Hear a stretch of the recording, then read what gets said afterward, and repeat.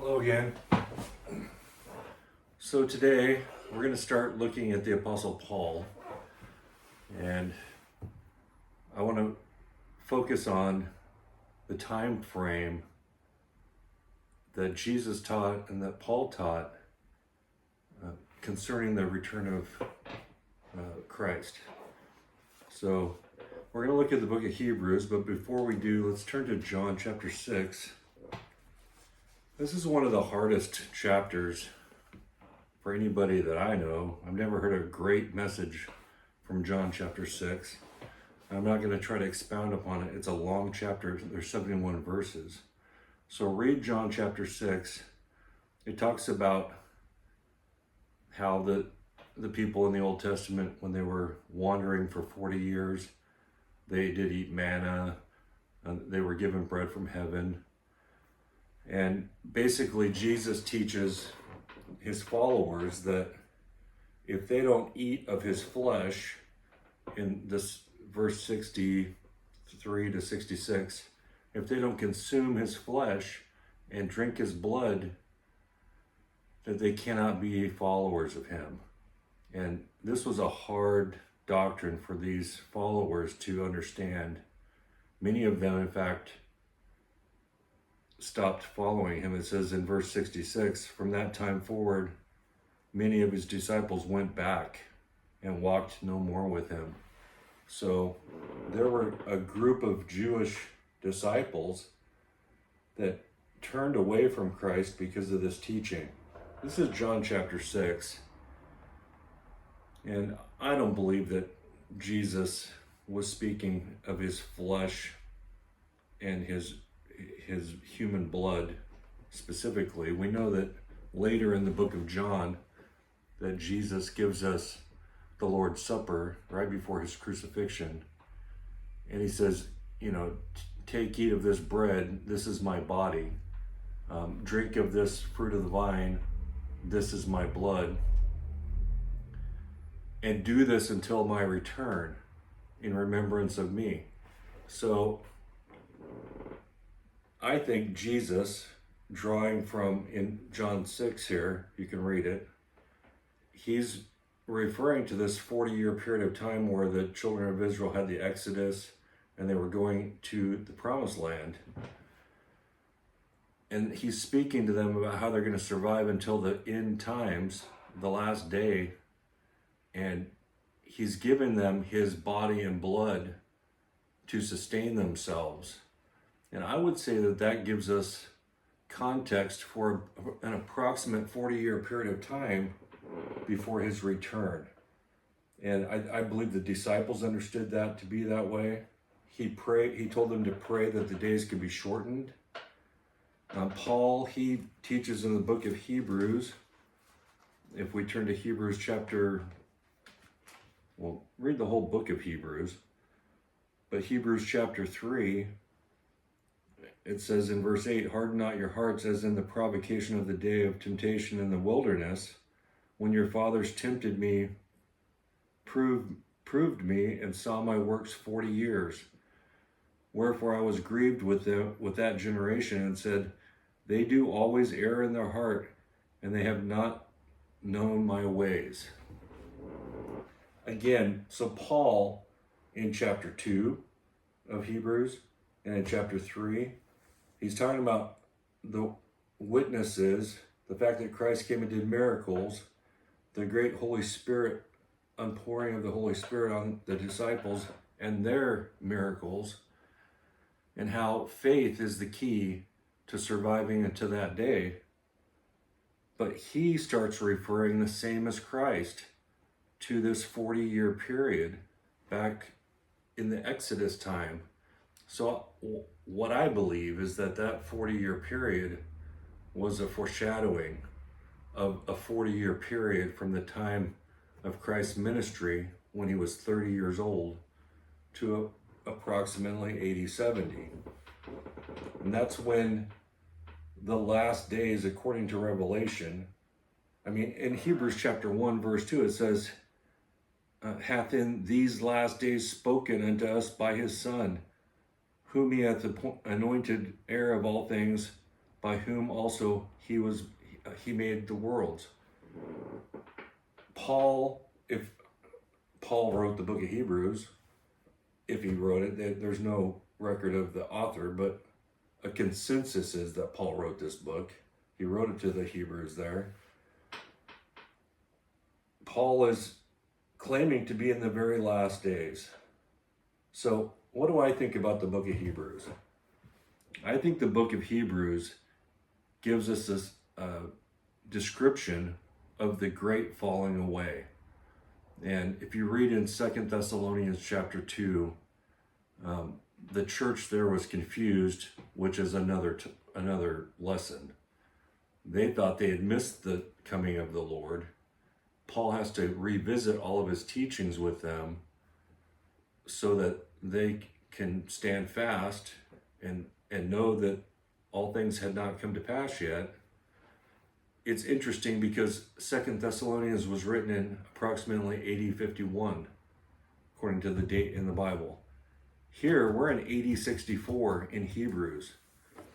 And Paul said to the church in Thessalonians, one of those signs is this great falling away.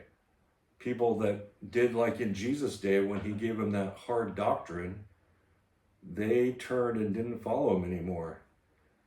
Paul's writing to the Hebrews, the believers, and many of them are falling away. And so he's trying to persuade them to stay the course. He's using this 40-year period from Exodus as a time frame for them, saying, we're really getting close to the end here. The day is at hand. This is not the time to fall away. And he preaches about some of the topics of which they were struggling with, and we'll talk about that in the next video. But they're struggling, and he encourages them, and he gives them answer and response to their unbelief. He revisits all of the characters in the Old Testament in Hebrews chapter 11. But in Hebrews chapter 12, he admonishes them that we're close to the end. I mean, in Hebrews chapter 12, verse 22, it says, "But ye are come unto Mount Zion, and unto the holy city of the living God, the heavenly Jerusalem, and to an innumerable company of angels, to the general assembly and church of the firstborn, which are written in heaven, and to God the judge of all, and to the spirits of just men made perfect, and to Jesus the mediator of the new covenant, and to the blood of the sprinkling, and that speaketh better than that of Abel." So I heard a message on the radio. It was just a short 30-minute lesson on this exact verse. I think it was Giglio, some guy. He's a famous guy. He teaches at the Passion of event that they hold every year. But he was teaching about how that Paul believed in his heart that he was right at the end and the last days were right ahead of him. And his admonishment to these Hebrews, that they were in the last days, that they were they were come to the Mount Zion, where the heavenly Jerusalem would come down to them and dwell with them. He believed that, and he was wrong. And man, I listened to him, and when he said he was wrong, well, he had to be wrong if this is all in our future still. If the New Jerusalem hasn't come down to dwell with man, then Paul was wrong. But here's my rub. It's not Paul or Luke, whoever wrote the book of Hebrews. They're not wrong. The Holy Spirit was leading every word as they penned it. They're leading every word to make sure they're teaching the same as Christ about a 40-year period. That's what they're facing. The book of Hebrews is written in AD 64. This is 34 years after the beginning of the ministry of Christ. Less than 2 years from this writing, the Roman-Jewish War begins. The 3.5-year war where Rome destroys Judea, Jerusalem, the temple. The judgment of God is poured out on the unbelievers. They're going to die. The unbelievers will die just like the unbelievers died in Moses' day during that 40-year period. The wicked generation had to die. The wicked generation in Jesus' day, the ones that crucified Jesus, some of them would live to see his coming in the clouds with vengeance. And they would be judged, and the wrath of God would be poured out upon them.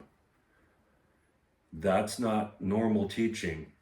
We're, back about World War II, people really started teaching about the return of Christ being in our future. I don't see a lot of songs that were written before World War I, World War II, about the return of Christ being in the future. I feel like those major events in the world, got the attention of some of the religious leaders of our day, grandfathers, great-grandfathers, and they started reading these verses into our future instead of understanding that God fulfilled these things, that Paul was right. Paul's basically describing like when Moses goes up on the mountain to see the promised land, but he can't enter it. Ye are come unto Mount Zion, and unto the city of the living God, the heavenly Jerusalem. Don't lose faith. Don't fall away. Don't lose heart now. Don't become part of the unbelievers, like in the days of Moses. Sustain yourself with the blood of Christ. Sustain yourself with the crucifixion of Christ and the hope of his near coming. This is AD 64. This is right before Paul is martyred. I think it's important. So, Hebrews, if we read it, I think it's the great falling away. So, there's no way in Thessalonians in AD 51, which is 13 years before Hebrews, that this great falling away had happened. And Paul told them it hadn't happened. To watch for this to happen. And 13 years later, here it is happening. There's no way the church in Thessalonica would live to see a day in 2024 where this is going to happen. So we need to rethink our position. We need to push back on some of these doctrines that have been handed down to us since the early 1900s. Because the Bible, Jesus, Paul, they kind of describe what's going to happen and how it's going to be hard, just like it was hard wandering through the wilderness for 40 years. I hope that you can see those connections. And we'll talk about some of the reasons why these Jewish people were falling away in mass numbers at this year and at this point in our next video. I appreciate your time.